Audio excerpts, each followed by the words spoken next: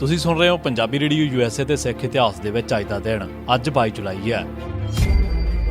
22 ਜੁਲਾਈ 1906 ਦੇ ਦਿਨ Vancouver Canada ਦੇ ਵਿੱਚ ਖਾਲਸਾ ਦੀਵਾਨ ਸੁਸਾਇਟੀ ਬਣੀ ਅਤੇ ਇਸ ਦੇ ਨਾਲ ਹੀ ਕੈਨੇਡਾ ਦੇ ਪਹਿਲੇ ਗੁਰਦੁਆਰੇ ਦੀ ਬਿਲਡਿੰਗ ਬਣਨੀ ਸ਼ੁਰੂ ਹੋ ਚੁੱਕੀ ਸੀ। ਇਹ ਬਿਲਡਿੰਗ 19 ਜਨਵਰੀ 1908 ਨੂੰ ਬਣ ਕੇ ਤਿਆਰ ਹੋ ਗਈ। ਅਗਲੇ 62 ਸਾਲ ਗੁਰਦੁਆਰਾ ਇਸੇ ਬਿਲਡਿੰਗ ਦੇ ਵਿੱਚ ਚੱਲਦਾ ਰਿਹਾ। ਇਸੇ ਜਗ੍ਹਾ ਤੇ ਬੇਲਾ ਸਿੰਘ ਜਾਨ ਨਾਂ ਦੇ ਗੱਦਾਰ ਨੇ ਭਾਈ ਬਤਨ ਸਿੰਘ ਅਤੇ ਭਾਈ ਭਾਗ ਸਿੰਘ ਸ਼ਹੀਦ ਕੀਤੇ। 1960 ਦੇ ਪੰਜਾਬੀ ਸੂਬਾ ਮੋਰਚੇ ਦੀ ਹਾਰ ਨੇ ਅਤੇ ਆਪਸੀ ਖਹਿਬਾਜ਼ੀ ਅਤੇ ਵਿਰੋਧਤਾ ਨੇ 1962 ਦੀ ਫਰਵਰੀ ਦੇ ਵਿੱਚ ਅਸੈਂਬਲੀ ਅਤੇ ਪਾਰਲੀਮੈਂਟ ਦੀਆਂ ਹੋਈਆਂ ਚੋਣਾਂ ਦੇ ਵਿੱਚ ਅਕਾਲੀ ਦਲ ਨੂੰ ਬਹੁਤ ਨੁਕਸਾਨ ਪਹੁੰਚਾਇਆ। ਇਸ ਦੇ ਬਾਵਜੂਦ ਅਕਾਲੀ ਦਲ ਨੂੰ ਕਾਫੀ ਵੋਟਾਂ ਹਾਸਲ ਹੋਈਆਂ। ਪੰਜਾਬੀ ਰੀਜਨ ਦੇ ਵਿੱਚ ਸਿੱਖਾਂ ਦੀਆਂ 21,39,913 ਵੋਟਾਂ ਦੇ ਵਿੱਚੋਂ ਅਕਾਲੀ ਦਲ ਨੂੰ 15,41,185 ਯਾਨੀ ਕਿ 72% ਵੋਟਾਂ ਹਾਸਲ ਹੋਈਆਂ, ਜਦੋਂ ਕਿ 5,97,728 ਵੋਟਾਂ ਕਾਂਗਰਸ, ਕਮਿਊਨਿਸਟ, ਸੋਸ਼ਲਿਸਟ ਅਤੇ ਆਜ਼ਾਦ ਉਮੀਦਵਾਰਾਂ ਨੂੰ ਹਾਸਲ ਹੋਈਆਂ। ਪਰ ਇਸ ਦੇ ਬਾਵਜੂਦ ਅਕਾਲੀ ਦਲ ਨੇ ਸਿਰਫ 19 ਅਤੇ ਕਾਂਗਰਸ ਨੇ 90 ਸੀਟਾਂ ਜਿੱਤੀਆਂ। ਇਸ ਦੇ ਨਾਲ ਹੀ ਦਲ ਦੇ ਵਿੱਚ ਫੁੱਟ ਵੀ ਪੈ ਗਈ। 22 ਜੁਲਾਈ 1962 ਦੇ ਦਿਨ ਮਾਸਟਰ ਤਾਰਾ ਸਿੰਘ ਦੇ ਮੁਖਾਲਿਫਾਂ ਦੀ ਇੱਕ ਕਨਵੈਨਸ਼ਨ ਮੁੱਲਾਂਪੁਰ ਦੇ ਵਿੱਚ ਹੋਈ।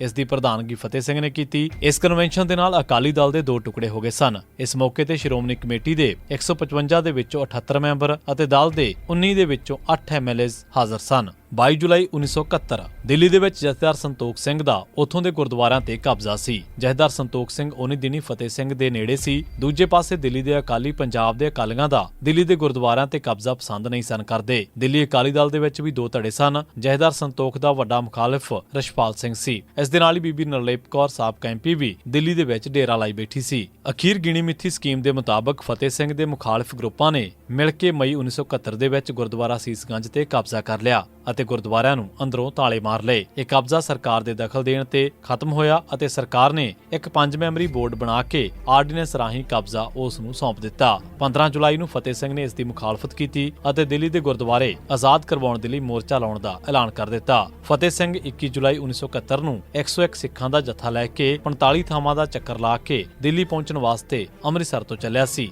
22 ਜੁਲਾਈ 1987 ਦੇ ਦਿਨ ਪੰਜਾਬ ਪੁਲਿਸ ਨੇ ਦੌਦਰ ਮੋਗਾ ਦੇ ਨੇੜੇ ਹਰਦੇਵ ਸਿੰਘ ਨੂੰ ਇੱਕ ਨਕਲੀ ਮੁਕਾਬਲੇ ਦੇ ਵਿੱਚ ਸ਼ਹੀਦ ਕਰ ਦਿੱਤਾ। 12 ਜੁਲਾਈ 1988 ਦੇ ਦਿਨ ਜਨਰਲ ਲਾਭ ਸਿੰਘ ਉਰਫ ਸੁਖਦੇਵ ਸਿੰਘ ਉਰਫ ਲਾਭ ਸਿੰਘ ਮੁਖੀ ਖਾਲਿਸਤਾਨ ਕਮਾਂਡੋ ਫੋਰਸ ਨੂੰ ਉਸ ਦੇ ਇੱਕ ਸਾਥੀ ਸਣੇ ਨਕਲੀ ਪੁਲਿਸ ਮੁਕਾਬਲੇ ਦੇ ਵਿੱਚ ਸ਼ਹੀਦ ਕਰ ਦਿੱਤਾ ਗਿਆ ਸੀ। ਜਨਰਲ ਲਾਭ ਸਿੰਘ ਦੀ ਸ਼ਹੀਦੀ ਮਗਰੋਂ ਉਸ ਵਾਸਤੇ 18 ਜੁਲਾਈ ਦੇ ਦਿਨ ਉਸ ਦੇ ਸਹੁਰੇ ਚਰਨ ਸਿੰਘ ਦੇ ਪਿੰਡ ਸਮਾਧਾਂ ਵਾਲਾ ਖੂਹ ਦੇ ਵਿੱਚ ਸਮਾਗਮ ਕੀਤਾ ਗਿਆ। ਇਸ ਮੌਕੇ ਤੇ ਪੁਲਿਸ ਨੇ ਸਾਰਾ ਇਲਾਕਾ ਘੇਰਿਆ ਹੋਇਆ ਸੀ, ਪਰ ਇਸ ਦੇ ਬਾਵਜੂਦ ਵੱਡੀ ਗਿਣਤੀ ਲੋਕ ਸ਼ਾਮਲ ਹੋਏ। ਇਸ ਮਗਰੋਂ 22 ਜੁਲਾਈ ਨੂੰ ਉਸ ਦੇ ਪਿੰਡ ਪੰਜਵੜ ਦੇ ਵਿੱਚ ਸ਼ਹੀਦੀ ਸਮਾਗਮ ਰੱਖਿਆ ਗਿਆ। ਇਸ ਦਿਨ ਪੁਲਿਸ ਨੇ ਅਣ-ਐਲਾਨਿਆ ਕਰਫਿਊ ਲਾ ਦਿੱਤਾ ਅਤੇ ਪੰਜਵੜ ਤੋਂ 3 ਕਿਲੋਮੀਟਰ ਦੇ ਦਾਇਰੇ ਦੇ ਵਿੱਚ ਇੱਕ ਵੀ ਬੰਦਾ ਲੰਘਣ ਨਾ ਦਿੱਤਾ। ਹੋਰ ਤਾਂ ਹੋਰ ਰਾਗੀ ਜਥਾ ਵੀ ਨਾ ਜਾਣ ਦਿੱਤਾ। ਪੁਲਿਸ ਨੇ ਥਾਂ-ਥਾਂ ਤੇ ਬੈਰੀਕੇਡ ਲਾਏ ਹੋਏ ਸਨ। ਇੱਕ ਥਾਂ ਬਹੁਤ ਲੋਕ ਇਕੱਠੇ ਹੋ ਗਏ ਤਾਂ ਪੁਲਿਸ ਨੇ ਉਹਨਾਂ ਨੂੰ ਪਿੰਡ ਜਾਣ ਤੋਂ ਰੋਕਣ ਵਾਸਤੇ ਲਾਠੀ ਚਾਰਜ ਵੀ ਕੀਤਾ।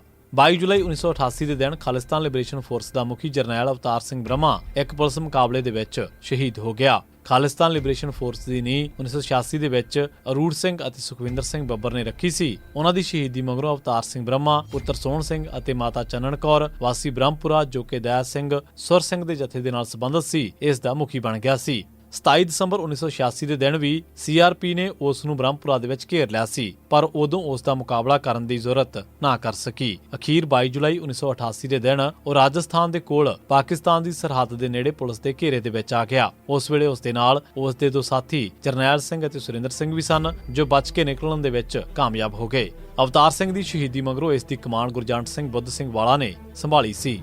22 ਜੁਲਾਈ 1992 ਦੇ ਦਿਨ ਪੰਜਾਬ ਪੁਲਿਸ ਨੇ ਜਸਪੀਰ ਸਿੰਘ ਉਰਫ ਡਾਕਟਰ ਪੁੱਤਰ ਨਾਜਰ ਸਿੰਘ ਵਾਸੀ ਬਾਬਾ ਬਕਾਲਾ, ਬਲਵਿੰਦਰ ਸਿੰਘ, ਤਰਲੋਚਨ ਸਿੰਘ ਉਰਫ ਹੁਸਨਾ, ਸਤਨਾਮ ਸਿੰਘ ਸੱਤਾ ਉਰਫ ਅਹਿਮਦ ਸਿੰਘ ਤੂਫਾਨ, ਹਰਿੰਦਰ ਸਿੰਘ ਬਿੱਟੂ ਸਾਰੇ ਸਖੋਵਾਲ ਵਾਸੀ ਅਤੇ 7 ਹੋਰ ਸਿੱਖਾਂ ਨੂੰ ਨਕਲੀ ਮੁਕਾਬਲੇ ਦੇ ਵਿੱਚ ਸ਼ਹੀਦ ਕਰ ਦਿੱਤਾ।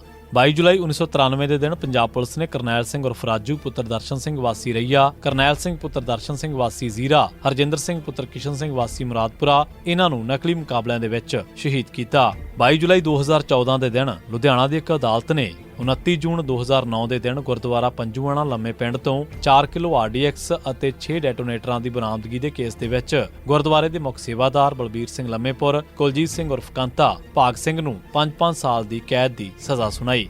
ਇਸੇ ਸਿੱਖ ਇਤਿਹਾਸ ਦੇ ਵਿੱਚ ਅੱਜ ਦਾ ਦਿਨ। ਤੁਸੀਂ ਸੁਣਦੇ ਰਹੋ ਪੰਜਾਬੀ ਰੇਡੀਓ USA।